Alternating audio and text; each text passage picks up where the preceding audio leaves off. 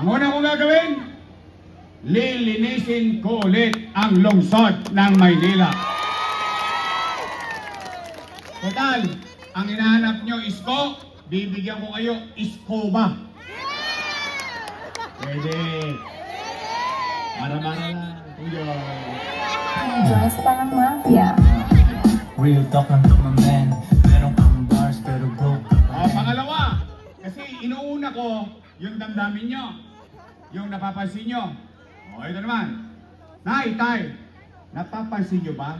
Parang dumami na naman ang mga kriminal sa Maynila. Kriminal. Tulonggis to. Nagkalat na naman ang tulonggis.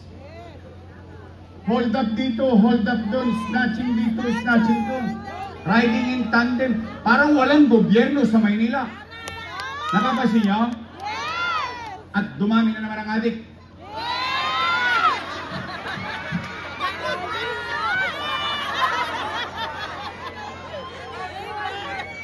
Ay! Mga adik! Bago na kayo! Pabalik na ako! Tigilan nyo na yung trompeta, ha? Tigilan nyo na yung roll. Tigilan nyo na yan. Ito, walang chemical. Nay, tay. Yawa ang Diyos. Sa totoo lang. Nagawa ko naman na ito dati. Yawa ang Diyos. Sa tulong ninyo, nakabalik tayo.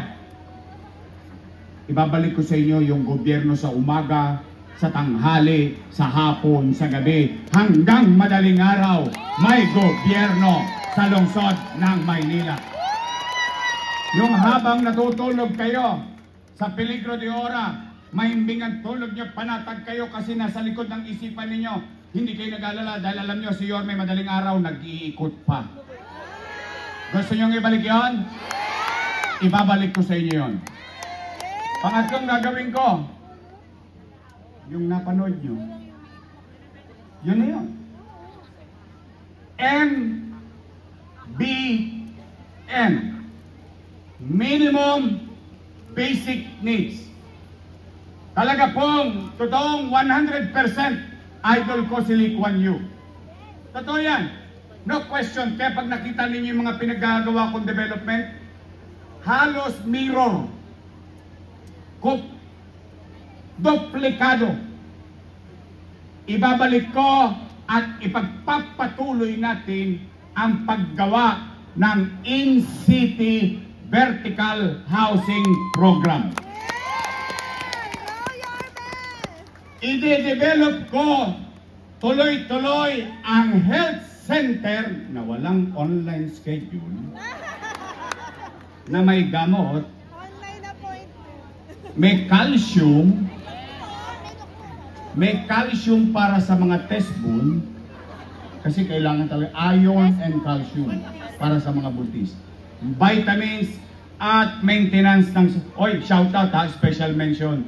Yung mga lolo't lola ko, I love you. Ibabalik ko na cake nyo. Tinaasan pa kunwari ng lokong to. Para lang silawin ng tao. 1,000 na raw, 1,000. Wala namang cake. Wala namang maintenance. Ensure. Black rice. Tama mali? Tama. Ganun din ang kwenta nun eh. Tinapat pa ng halalan. Oh, Nay, batas daw niya, tama. Inangkin mag-isa, di ba? Oh, tama. Kamo, matalino talaga mga taga Maynila eh. Oh, healthcare, housing, education, and jobs. Yung apat lang na yun. Bakit? Nay, tay, hindi ko kayo mapapayaman. O sino mang gobyerno, walang makapapayaman sa tao. Pero ang gobyerno, kayang patasin ang antas ng pamumuhay ng taong bayan. When you address surgically the minimum basic needs ng tao, tataas ang kalidad ng pamumuhay ng iyong mamamayan.